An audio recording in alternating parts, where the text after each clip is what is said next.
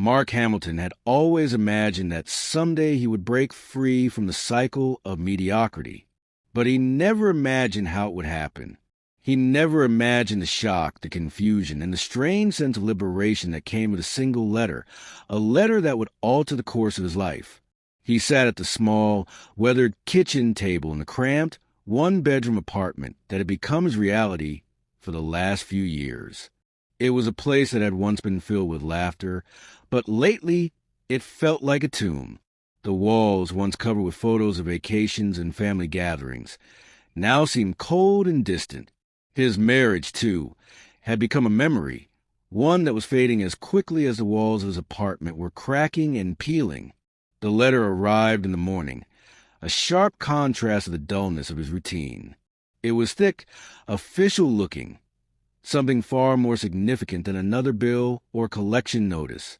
As Mark stared at the envelope, something about it felt wrong, like it didn't belong in his hands.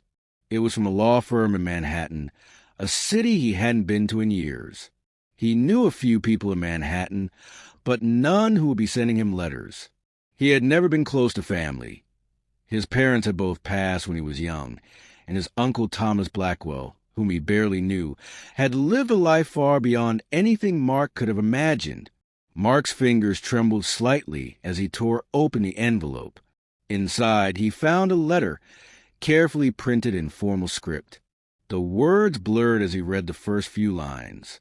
"We regret to inform you of the passing of your uncle, Thomas Blackwell. As the sole surviving relative, we are writing to inform you that you are the beneficiary of his estate, which includes his vast real estate empire spanning multiple continents." Mark's heart skipped a beat. Thomas Blackwell? He read it again, then again, trying to process what was happening. Thomas Blackwell, the billionaire real estate mogul, the man whose name he had seen in business magazines, who had built skyscrapers in New York, luxury homes in Los Angeles, and mansions in London. The letter went on to explain that Mark was the sole heir to his uncle's estate, including an empire worth more than $450 billion. The list of properties was endless: multi-million-dollar penthouses, skyscrapers, and city blocks across major cities in the U.S. and Europe. He couldn't believe it. He wasn't even aware that he had an uncle, at least not one who had been so influential in the world. Mark sat back in his chair, trying to make sense of it all. His world was a tiny, run-down apartment filled with the remnants of a life that felt like it was slipping away.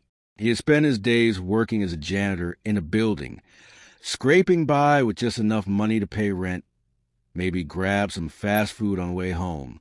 His wife, Sarah, had left him just 2 days ago, taking everything with her, leaving him with nothing but broken dreams and the cold truth of a failed marriage. But now this letter, this unbelievable, unexplainable letter, what was he supposed to do with this? He could hardly fathom what this meant. It seemed like a joke, a cruel prank. But it wasn't. The firm had already contacted him to arrange a flight to New York, where they would meet him to discuss the specifics of the inheritance. They even mentioned a lawyer named Claire Davis, who would be his contact. Mark could feel his hands grow clammy as he grasped the letter tighter, like it might slip through his fingers if he didn't hold on to it tightly enough. Was this real? Was it possible? Or was it some elaborate hoax designed to deceive him? He couldn't understand it, not with everything else going on. Just 2 days ago, Sarah had walked out of their life together. She hadn't even bothered to tell him in person, just packed up and left, taking their savings, their shared belongings, and most of all, his sense of identity. She had told him the marriage was over, that she couldn't be with a man who couldn't provide for her the way she wanted. And Trevor, her best friend, his best friend, was the one who would convince her that she deserved more than this life. She had left him for Trevor, and in one swift move, Mark was abandoned, broken, and humiliated. But now, the universe had thrown him a lifeline, a $450 billion lifeline. He could almost hear Sarah's voice echoing in his mind, telling him that he was nothing but a failure. Now, here he was, holding the key to a life that he had never dreamed of, a life filled with unimaginable wealth, power, and influence. But could it really be his? The thought of it made him dizzy. What would he do with all this power? He wasn't sure he could even trust it. It felt too much like a trap, like some cruel game to punish him for all the years he had spent feeling small, insignificant, and worthless. The weight of the letter in his hand felt heavier than it should. He needed answers. He needed to understand what Thomas Blackwell had seen in him. Why had his uncle left him everything? What was the catch? Mark stood up and paced across the apartment, the letter still clutched in his hand. His life had been reduced to this tiny space, this tiny existence, and now it was changing in ways he couldn't control. He needed to leave this place, to see this through. The lawyer's call had been brief, but the next step was clear. He would fly to New York, meet with Claire Davis, and begin the process of claiming what was his. But as he stared at the letter, Mark couldn't shake the feeling that something was off. Something didn't add up. Why him? Why now? With a deep breath, Mark set the letter down on the table. He had a long journey ahead of him, physically and emotionally. He didn't know what to expect when he arrived in New York. But one thing was clear. Everything in his life was about to change. The real question was he ready for it? Mark's flight to New York felt like a blur. The city's skyline rose like a jungle of steel and glass as the plane descended toward LaGuardia Airport. For most people, arriving in the Big Apple would be a moment of exhilaration, a dream come true. For Mark, it was something else entirely. It was the beginning of a nightmare wrapped in the illusion of luxury. He had never flown first class before. The plush seat, the gourmet meal, the champagne, none of it felt real. His mind was somewhere else, far from the glossy comforts of the airline's highest class. His mind was still back in his tiny apartment, still haunted by Sarah's cold words and Trevor's smug face. Sarah had walked out 2 days ago, leaving him with nothing but the fading echoes of their years together, their shared life, their shared dreams. It had all shattered in a moment. He could still hear her voice, high-pitched, frantic, accusing him of not being enough. I need more than this, Mark. I need more than what you can give me. She had said it with a finality that sent a cold shiver through his spine. And then Trevor, his best friend, the man he trusted, was the one who had lured her away. It felt like a betrayal on a level he hadn't even known was possible. How long had they been planning this? He couldn't get the image out of his head. Trevor, with his perfect smile and silver tongue, standing by Sarah's side as she handed him the divorce papers. Trevor, who had once been his confidant, now stood as his enemy.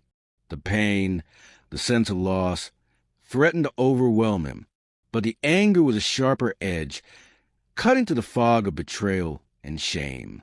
He had been played, manipulated. He had watched as the two people he loved most walked away from him without a second glance. Now, as Mark sat in the luxurious suite of a Manhattan hotel, the weight of the inheritance weighed heavily on his chest. How could he think about wealth and power when the pain of betrayal was so fresh? But that's exactly what he had to do. He couldn't allow the past to dictate his future. Not now. Not when he had this opportunity to rewrite his life.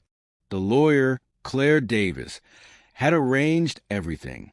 A driver had picked him up from the airport, and by the time he'd checked into his hotel room, the paperwork had already arrived. It was all so seamless, so professionally done. It made Mark feel like a puppet, pulled along by invisible strings. But he was no puppet. He hadn't taken control of his destiny, of his new life. As he sat down to review the documents, Mark's thoughts wandered back to Sarah. What was she doing right now? Did she even care? The thought made him angry, and yet at the same time he felt a strange sense of relief. She was gone. She had chosen Trevor over him, and he had nothing left to lose. That's when it hit him. This inheritance wasn't just a gift. It was his chance at revenge. For all the years of mistreatment, for all the time Sarah belittled him, for every moment she'd acted like he was less than the man she deserved, Mark had the power to change the game. He could use his wealth to hurt her, to show her just how wrong she had been. But it wasn't just Sarah. It was Trevor, too. He was the one who had taken everything from Mark. And Mark would make sure that Trevor understood the cost of betrayal. The plan began to form in his mind. He would use the real estate empire to exact revenge on Sarah and Trevor. It wouldn't be quick. It wouldn't be easy. But Mark didn't want it to be. He wanted them to suffer slowly until they understood the depth of their betrayal. But as much as the idea of revenge thrilled him, there was a gnawing feeling in the back of his mind, a feeling that he was becoming someone he didn't recognize. Was this who he wanted to be? The man who used power for personal vengeance? Wasn't it the very thing that had driven Sarah and Trevor to leave him in the first place? Mark shook the thought away. Now wasn't the time for doubt. He had to stay focused. The inheritance was his ticket to everything he had ever wanted. The next morning, Claire Davis arrived at Mark's hotel, her appearance as polished as the firm's offices. She was dressed in a sleek black suit, her auburn hair pulled back in a tight bun. She shook Mark's hand warmly, but there was something cold behind her smile. She was used to dealing with people like him, people who had inherited wealth, people who had no idea what to do with it. "Mr. Hamilton," Claire began, sitting down across from him at the small table, "I know this is a lot to take in, but I assure you we'll make sure everything is handled with discretion and efficiency." Mark nodded, though he wasn't sure if he believed her. He had no idea how to navigate this world of wealth, power, and influence. But Claire had been appointed to help him, and he was willing to trust her for now. She began explaining the logistics of his inheritance, the vast real estate holdings, the stocks, the offshore investments. There were buildings in every major city, estates that stretched across the country, entire neighborhoods that Mark had never even heard of. The enormity of it all was overwhelming. For the first time, Mark realized just how much his uncle had left him, and how little he knew about managing such wealth. "It's all yours," Claire said, sliding a folder across the table. "But it won't be easy. There are many eyes on you, Mr. Hamilton. People who will want to take advantage of your inexperience. People who will want to control your decisions. You have to be smart about this." Mark stared at the folder, his mind spinning. It all seemed like too much. He had never been a businessman. He had been a maintenance worker, a man who had never expected to be sitting in this position. But now that he was here, he couldn't let it slip away. This was his chance to prove to Sarah, to Trevor, that he was more than just a man they had discarded. He was the one who held the power now. Later that day, Claire took Mark to one of the buildings in his new empire, a towering skyscraper in the heart of downtown Manhattan. As they stepped into the lobby, Mark could feel the weight of the building pressing down on him. The marble floors gleamed, the gold accents shone in the sunlight, and the air felt thick with the potential of success. "This is just the beginning," Claire said as they stepped into the elevator. "You have everything you need to succeed, Mr. Hamilton. You just need to know how to use it." Mark nodded, trying to focus. He had been given a gift, but gifts came with a price, and the price of this one would be higher than he could have imagined. But for the first time in a long while, Mark felt alive. The power, the money, the opportunities, it was all within his grasp. That night, Mark sat alone in the penthouse he had inherited, looking out at the city below. It was surreal, the lights of Manhattan twinkling like stars, the bustling streets alive with energy. For the first time in days, Mark felt a sense of peace. But it was fleeting, because in the distance, Mark could see the two people who had destroyed his life. Sarah and Trevor. They were walking down the street, oblivious to the storm that was about to hit them. They had no idea that Mark was watching. and they had no idea that the game was about to change. Mark sat in the penthouse, staring out at the vast expanse of the Manhattan skyline. The city, alive with energy, seemed so distant from the life he had once known. The wealth and power now at his fingertips felt surreal, like a dream he couldn't fully grasp. He had always been a man of modest means, content with his humble existence. But now, as he sat in the lap of luxury, he couldn't help but feel like an imposter.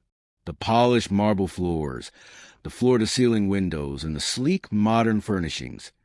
It was all so much more than he had ever imagined. The place felt like a prison as much as it did a home. He was trapped, caught between the life he had left behind and the future that was unfolding before him. The inheritance had come at a price, and Mark wasn't sure he was ready to pay it. His thoughts drifted back to Sarah. He hadn't seen her since that final day in the courtroom, when she had signed the divorce papers without so much as a second glance. She had told him, with tears in her eyes, that she needed more than he could give her, more than a life of struggle and hardship. And Trevor, her best friend, his own betrayer, was the one she had chosen to build a new life with. The anger that had simmered in Mark's chest since that day still burned hot. It was a fury he couldn't escape, no matter how many luxurious spaces he found himself in. Sarah had taken everything from him, his trust, his love, his sense of worth, and Trevor had been the catalyst for it all. But now Mark had the power to take it all back. He wasn't going to let Sarah or Trevor get away with it.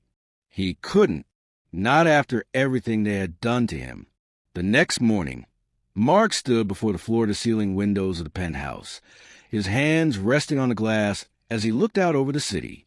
It was a crisp morning, the sun casting a golden glow over the buildings below. He had always dreamed of waking up to a view like this, but now that he had it, it felt empty. Mark didn't want the money.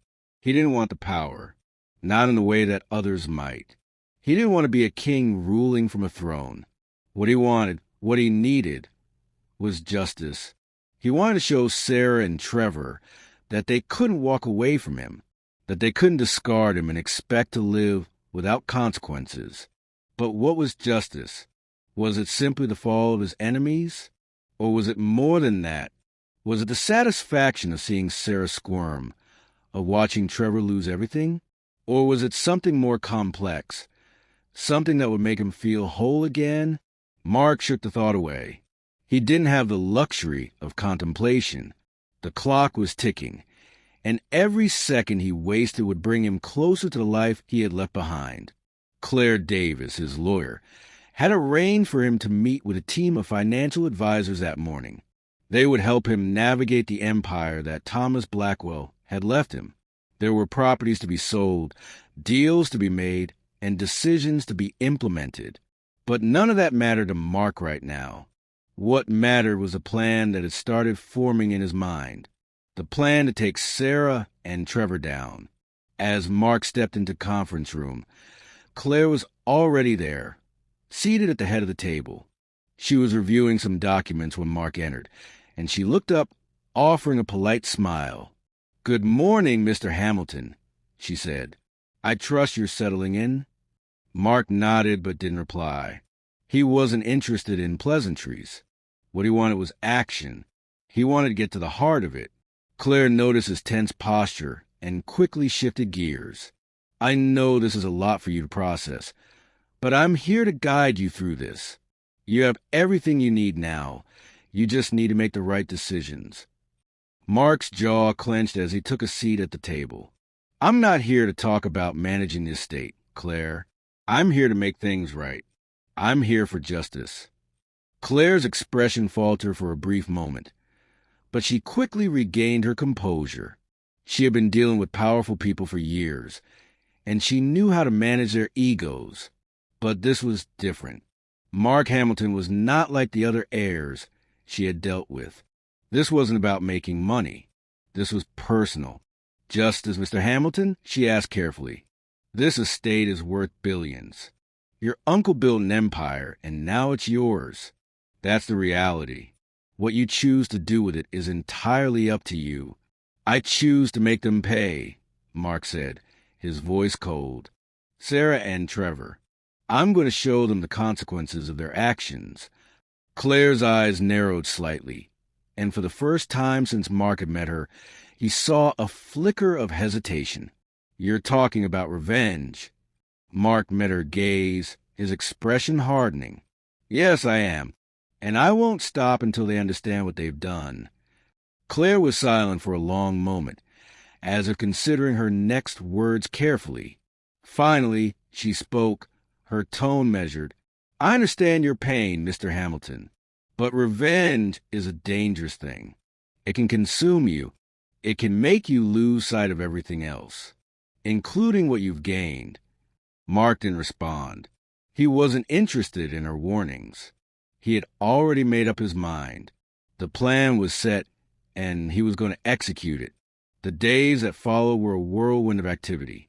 Mark met with financial experts, legal advisors, and real estate developers, people who had spent their careers managing the kind of empire he now owned. But amidst the meetings and the paperwork, his mind remained fixed on Sarah and Trevor. Every decision he made was driven by the desire for vengeance. He would sell off some of the properties, using the proceeds to fund his plan. He would strategically destabilize Trevor's finances, push him into deeper debt until Trevor had no choice but to come crawling back to him. And Sarah would be the hardest. But Mark had a plan for her, too. He would make sure she regretted every moment of the life she had chosen over him. Mark's first move came quickly. He contacted Trevor's business partners, offering them lucrative deals in exchange for their loyalty. He knew Trevor had been overextended in several real estate projects, and now was the perfect time to pull the rug out from under him. Mark didn't care about the money. What mattered was making Trevor feel powerless. As he sat in his penthouse that evening, Mark allowed himself a small smile. The game had begun, and this time he was in control. The next day, Claire called with some surprising news. Mr. Hamilton, it seems your former wife has filed a claim against the estate. Mark's smile faded. What kind of claim? She's arguing that she is entitled to a portion of the inheritance. Claire explained. Given your marriage and her role as your partner, she believes she has a claim to part of the estate. Mark gritted his teeth, anger flaring in his chest. Sarah had the audacity to claim what was his. She had left him. She had taken everything from him. And now she was going to try and take his inheritance, too? Tell her to lawyer up, Mark snapped. She's getting nothing from me. Claire hesitated before responding. I would advise caution, Mr. Hamilton. This could be a legal battle that will take months, possibly longer. You'll need to be prepared for a fight. Mark leaned back in his chair, staring out at the city once again. A fight. That's exactly what he wanted. He stood up, the weight of his decision heavy in the air. He was going to make them both pay. And he wasn't going to stop until he had exacted every ounce of justice he could from them. The weeks that followed Mark's arrival in New York were a blur of meetings, deals, and mounting tension. As the new owner of a vast real estate empire, Mark had the power to change the lives of many, whether for better or for worse. He had already made decisions that would shake the foundations of Trevor's world, destabilizing his finances in a way that would force him to crawl back to Mark. But it wasn't enough yet. He had to go further. He had to make Trevor and Sarah understand the price of their betrayal. In the midst of his plans, Mark found himself sitting at the large, glossy desk in his penthouse office, staring at the sprawling skyline of Manhattan. The city, once a symbol of aspiration and ambition, now seemed like a cold, impersonal machine, a place where fortunes were made and lost on a daily basis. He was no different from the others now. He was just another player in the game. But what set him apart was the anger that burned deep within him. It wasn't just about money. It wasn't about power. It was about revenge. He wanted them to feel the depth of his betrayal. He wanted them to understand that nothing could erase what they had done to him. As Mark plotted his next move, the feeling of betrayal kept gnawing at him. He had spent over a decade with Sarah. She had been the woman he thought he would spend the rest of his life with. And Trevor, his best friend, his confidant, the man who had stood by him through thick and thin. How had they fooled him for so long? Mark could still remember the day Sarah had walked out, the look on her face, the coldness in her eyes. It was as if everything they had built together had never mattered. She had walked away without hesitation, and now, with Trevor by her side, she had chosen a different path. It was that final betrayal that had broken him. But now, it was driving him forward. Every decision he made, every move he executed, was motivated by one thing: revenge. Mark's first major move came when he targeted Trevor's real estate business. Trevor had always been too proud to ask for help, too stubborn to admit he was struggling. He had been overextended in several high-profile projects, and Mark knew this was a perfect time to pull the rug out from under him. Using his new wealth and influence, Mark began buying up Trevor's failing properties, one by one. The deals were swift, calculated, and ruthless. Trevor was blindsided. He had no idea Mark had the power to do this, to take away everything he had worked for. The first property to go was a luxury high-rise in the heart of downtown Miami. Trevor had poured his soul into that building, but the project had been plagued with delays and cost overruns. Mark swooped in, offering a deal Trevor couldn't refuse. He knew Trevor would fight it, but it didn't matter. By the time Trevor realized what was happening, it would be too late. The second property was an upscale neighborhood in Los Angeles, where Trevor had invested heavily in a series of luxury homes. Mark outbid him at every turn, using his newfound financial muscle to push Trevor out of the deal. With each property that slipped through his fingers, Trevor's empire crumbled further. Mark didn't just want Trevor to lose money. He wanted Trevor to feel powerless. He wanted him to experience the same helplessness Mark had felt when he had watched Sarah walk away with Trevor by her side. It was a slow burn, but Mark was patient. He had nothing but time now. He watched as Trevor's frustration grew. The calls to his lawyers, the emails demanding answers, the public displays of anger. It was all part of the plan. Mark could see it in his mind's eye. Trevor, once so confident and self-assured, now grasping at the crumbling remnants of his life. But it wasn't just Trevor who was about to feel the consequences. Mark had other plans for Sarah, too. He had spent the last few weeks tracing her every move, using the resources of his vast empire to track her finances, her purchases, her movements. He had people watching her, people who could report back to him at a moment's notice. He knew where she went, who she spoke to, what she did every day. Sarah had tried to move on, to build a new life with Trevor, but Mark knew she couldn't escape what she had done. She had left him, and now she would pay the price. Mark knew that Sarah's biggest weakness was her love of luxury. She had always craved the finer things in life: the expensive jewelry, the designer clothes, the exotic vacations. But now, with Mark's resources at his disposal, he would make sure that luxury would come at a cost. Mark's first step was to call in a favor. He had a network of contacts in the fashion world, in the luxury goods industry, people who owed him. He used those connections to put pressure on Sarah's brand partners, the companies she had worked with to promote high-end fashion and accessories. Within days, the deals began to fall apart. The designers she had worked with pulled out. The sponsors, who had been eager to associate with Sarah's brand, began to distance themselves. Sarah's carefully crafted image began to unravel. It wasn't just about the money. It was about the humiliation. Mark wasn't just taking away her wealth. He was taking away her sense of identity. Sarah had built her life around being a luxury influencer, and now, with each deal that fell through, she was losing everything she had worked for. Mark knew it would drive her to desperation.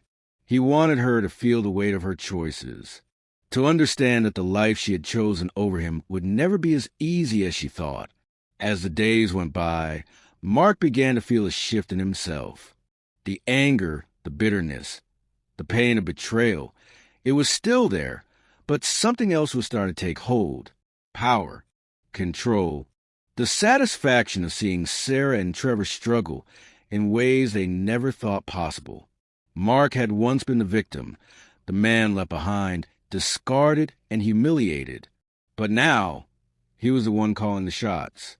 He had become the master of his own fate, and with each move he made, he could feel himself becoming stronger, more ruthless. But even as he savored the taste of victory, Mark couldn't shake the feeling that something was missing. Was this really what he wanted? Was this revenge worth the cost of his soul? The phone rang, snapping Mark out his thoughts. It was Claire. "Mr. Hamilton," she said, her voice brisk. "We need to talk. There's something you need to know." Mark's pulse quickened. He had been expecting this call, had been waiting for something to shift in the game. "What is it?" he asked, his voice flat. "It's about Sarah," Claire said. "She's making a move. She's taking legal action against the estate. She's hired a high-profile lawyer, and she's pushing for a share of the inheritance." Mark felt his blood run cold. He had known this was coming, but hearing it confirmed made his heart race. "I'll deal with it," he said, his voice cold. "Tell me what I need to do." Claire hesitated. "You need to be careful, Mr. Hamilton. This could drag out for months, maybe even longer, and the more you push her, the more she'll fight." Mark's grip tightened on the phone. "I'm not backing down. Not now. Not ever." He hung up, his mind racing. This was it. This was the final piece of the puzzle. Sarah's attempt to claim what was rightfully his would be the last straw. He would make sure she understood that there was no turning back. The day Sarah walked back into his life, Mark was prepared. He knew it was only a matter of time before she came to see him. The inheritance, the destruction of Trevor's empire, the erosion of her carefully crafted world. It all led to this moment. Sarah had always been able to hide behind her beauty, her charm, and her social media influence. But now those things were slipping away. The deals were falling apart. The sponsors were backing out. The luxury brands were distancing themselves from her name. And it was all Mark's doing. It felt almost too easy. He had the power. He had the money. He had the leverage. But more than that, he had the emotional satisfaction of knowing she was struggling. The knock on the penthouse door was soft but deliberate. Mark stood from his desk, the sound of his chair scraping against the floor breaking the silence that had settled over the room. His pulse quickened, but he held his composure. He had been waiting for this moment. He was in control now. The tables had turned, and Sarah was about to realize it.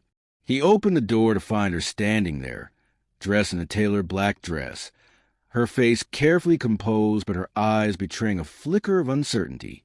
She had always known how to play the game, how to keep her emotions in check, how to manipulate people with her charm.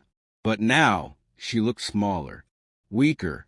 The confidence that had once radiated from her was gone, replaced by a quiet vulnerability. "Mark," she said, her voice steady but laced with tension. "We need to talk." Mark didn't invite her in. He didn't need to. "About what?" he asked, his tone cool, detached. Her eyes flickered with surprise, but she quickly masked it with a smile. "I don't think you understand the gravity of what you're doing," she said, stepping forward slightly, her heels clicking on the marble floor. "This is more than just business, Mark. This is our life. You're trying to destroy everything we built." Mark crossed his arms, leaning against the doorframe. He had to admit, part of him felt a strange satisfaction watching her squirm. She wasn't the woman she had been when they were married, the confident, demanding woman who had walked out on him. No, this woman was different. She was a shell of the person who had once promised him everything, and then shattered that promise without a second thought. "Built," Mark repeated, his voice tinged with sarcasm. "You didn't build anything, Sarah.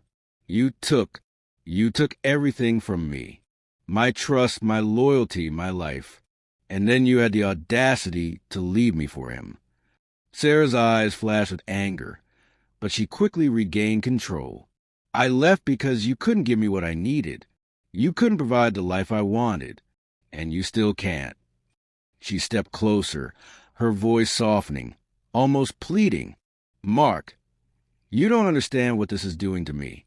You don't understand how far I've fallen. I had everything, and now I have nothing. You're taking everything from me.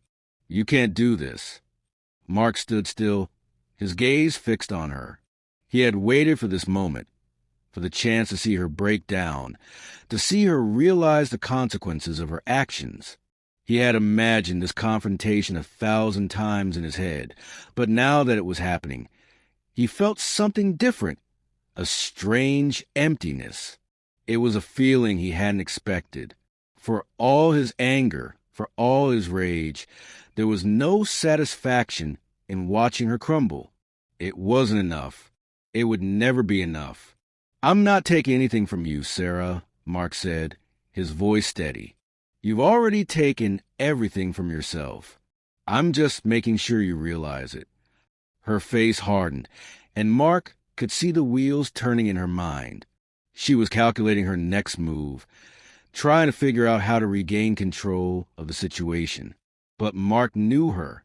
He knew her better than anyone else in the world.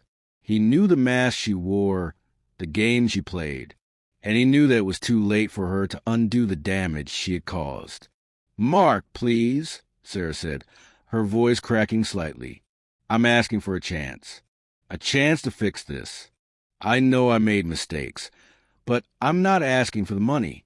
I'm not asking for your inheritance. I'm asking for us, for what we had." Mark shook his head. "You don't get it, do you? What we had is gone. You destroyed it, Sarah. You chose Trevor over me. You chose a life of luxury over loyalty. And now you want to fix it? You think I'm just going to forget everything." She looked at him, her eyes filled with desperation. "I was wrong. I was foolish. I made a mistake, Mark. A huge one. But I'm here now. I'm asking you to forgive me. Please. You can have everything back. You can have it all. But I need you to forgive me." The words hung in the air like poison. Mark didn't respond immediately. Instead, he looked past her, out the large windows of the penthouse, the lights of the city casting a soft glow on the scene. He had everything now. The money, the power, the control. But what good was it if it couldn't bring him peace? He had wanted revenge. He had wanted to see Sarah and Trevor suffer. But now, standing in front of her, he realized that revenge wasn't enough. It would never be enough to heal the hurt. He could take everything from her. He could destroy her, make her feel the pain he had felt. But in the end, it wouldn't change anything.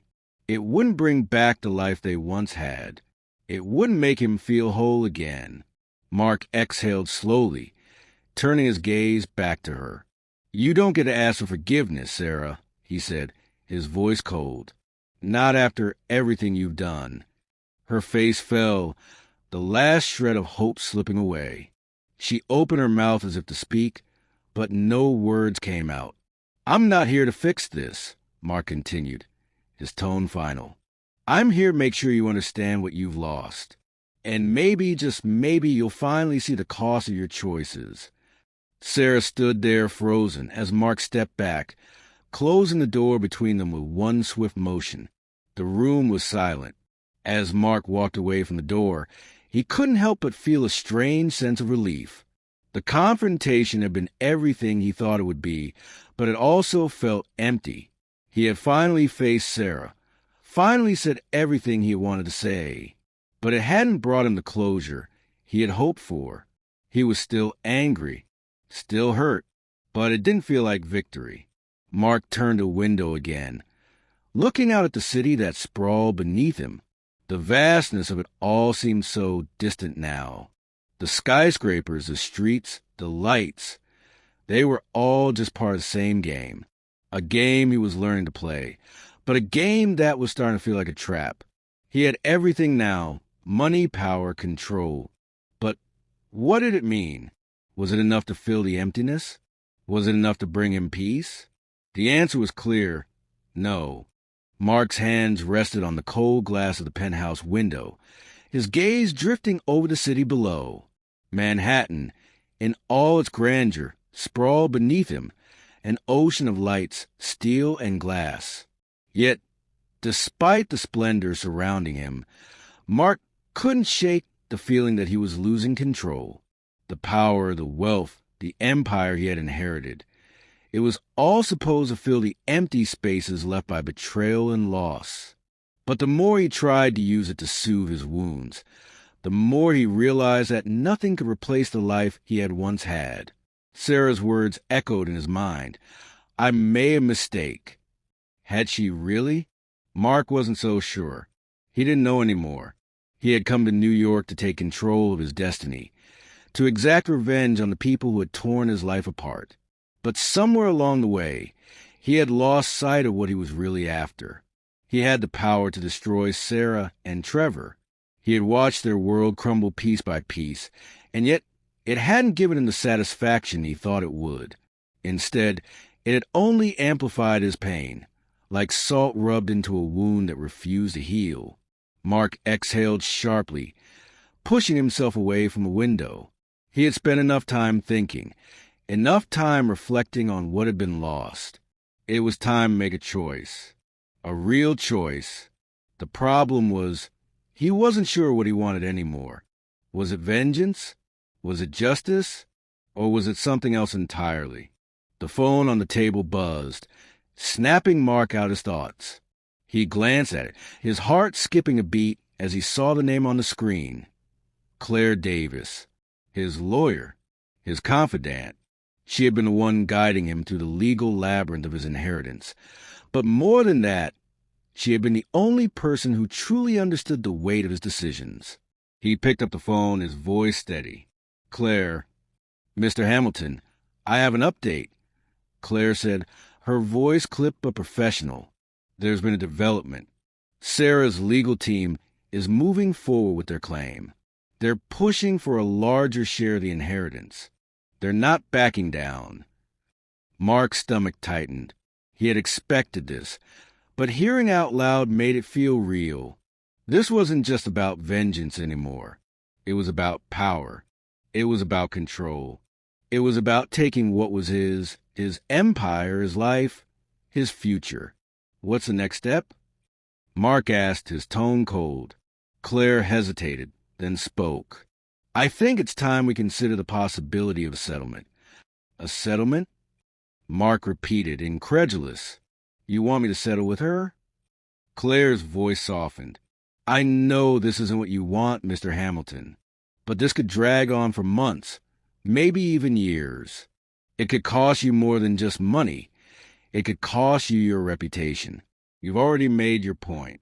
You've taken Trevor's business. You've made Sarah's life difficult. But at some point we need to ask, is it worth it? Mark's grip on the phone tightened. Was it worth it? Was it worth continuing down this path of destruction? For a moment, he wasn't sure. He had gotten everything he had ever wanted. The wealth, the power, the revenge. And yet, it didn't feel like enough. Nothing did.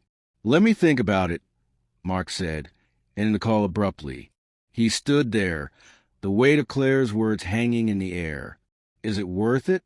The question echoed in his mind, refusing to leave. He had come to New York to build something for himself, to prove to Sarah and Trevor that he wasn't just a man they could walk all over.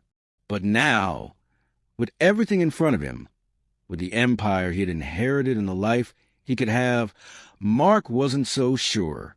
Was the anger, the pain, the constant pursuit of vengeance really worth it? That afternoon, Mark walked down to the lobby of the penthouse, his shoes clicking against the marble floor. He had to clear his head. He needed to make a decision. The elevator ride was quiet, the soft hum of the machinery, the only sound. When the doors opened, Mark stepped into the bustling street of Manhattan. The energy of the city surrounded him, but for the first time, it felt foreign. He was walking through a world that was no longer his. As he strolled down Fifth Avenue, his mind wandered back to the past, to the days when he was just a man trying to survive, to the days when he and Sarah had dreamed together, made plans for the future. How had it all gone so wrong? How had their love, once so strong, become a source of betrayal and pain? Mark had spent years building a life with Sarah. He had given her everything, poured all his energy and love into their relationship, only to watch it unravel. But the more he thought about it, the more he realized that the betrayal wasn't just about Sarah. It was about him. It was about his own insecurities, his inability to see the cracks that had formed in their marriage long before she had walked out.